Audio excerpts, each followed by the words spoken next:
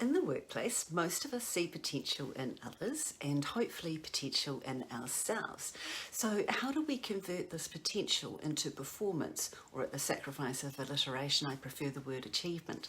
Hello, Kayleen Martin, founder of Ripple Recruitment, talent agent, recruitment specialist and employee experience analyst. Potential is having or showing the capacity to develop into something in the future, and achievement is the result of successfully converting this into something with effort, skill or courage. The first step in the conversion is to ensure that our thinking is right. If you are managing teams, this is still the first step before you attempt to alter the thinking of your report. So start with yourself. Cognitive research finds that 85% of us are dissatisfied with life in and out of work, and 75% of us undervalue ourselves, our abilities and our potential. So changing our thinking is no small undertaking.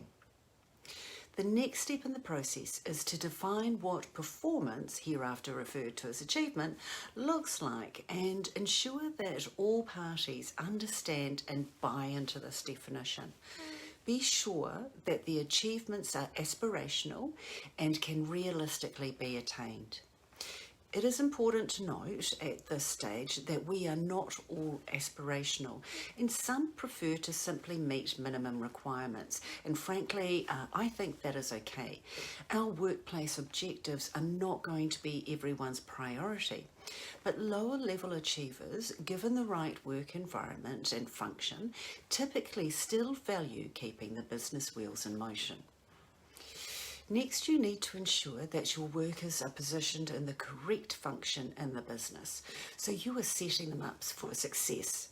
So for example, a top-level salesperson does not necessarily a great manager make. The next step is to collectively identify barriers to success and solutions to these barriers. And finally, lead from the front, support from the back, and encourage your team from all sides. And be the safe place for your team members to fall when achievement slips through their fingers, because remember, we are all human.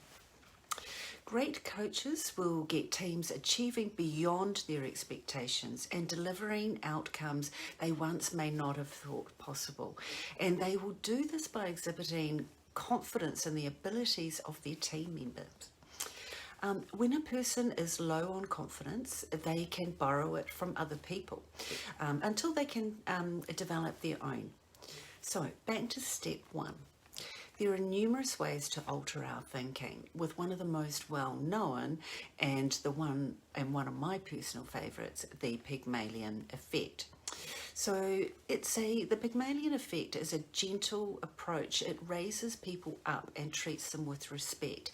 It's like a big hug, and yet it is so extremely effective.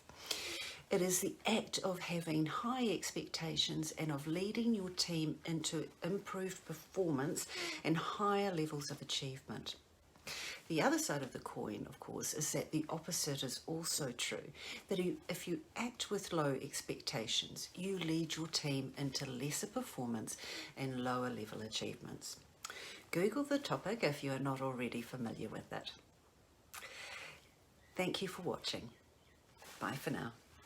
Stay safe.